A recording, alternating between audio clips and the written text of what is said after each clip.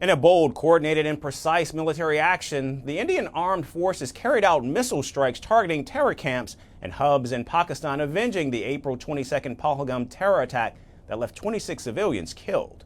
The latest strikes as part of Operation Sindoor against Pakistan-sponsored and bred terrorism are not the first.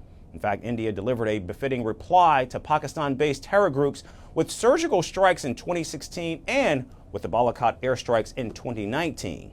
Now with the Operation Sindoor, India has delivered a fiercer response. How was, in fact, the latest strike different from the previous ones? Our next report breaks it down for you. April 22nd, 2025. Pahalgam, Jammu and Kashmir.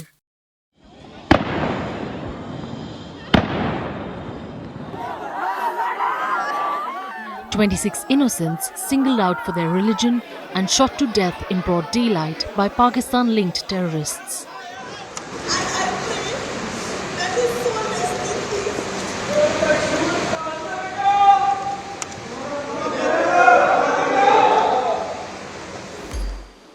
April 24th, 2025.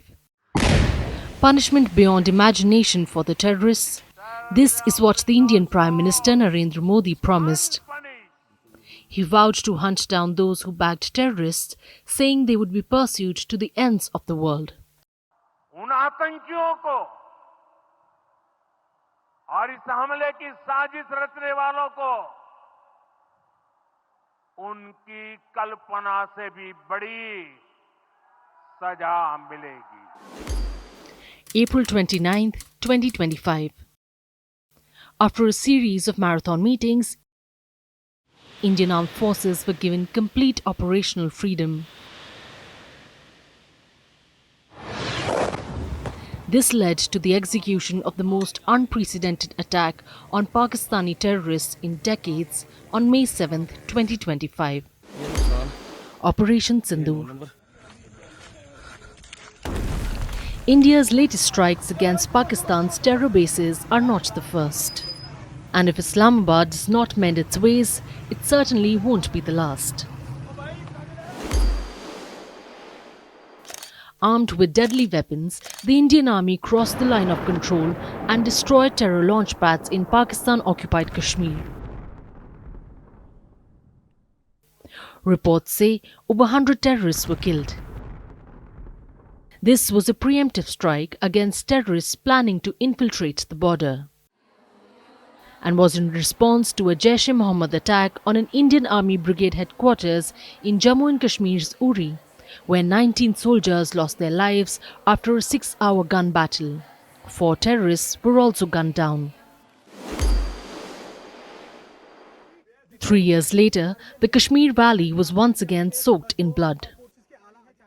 40 CRPF soldiers lost their lives after their convoy was attacked by a suicide bomber. Just like Uri, this time too, India exposed Pakistan's involvement in the attack carried out by Jaish-e-Mohammed. 13 days later, a dozen Indian Air Force Mirage jets streaked 20 kilometers across the Yellow Sea into Pakistan's territory, targeting Jaish training camps in Balakot. Within 20 minutes, at least 6 buildings in the Jaish terror base were brought down to rubble.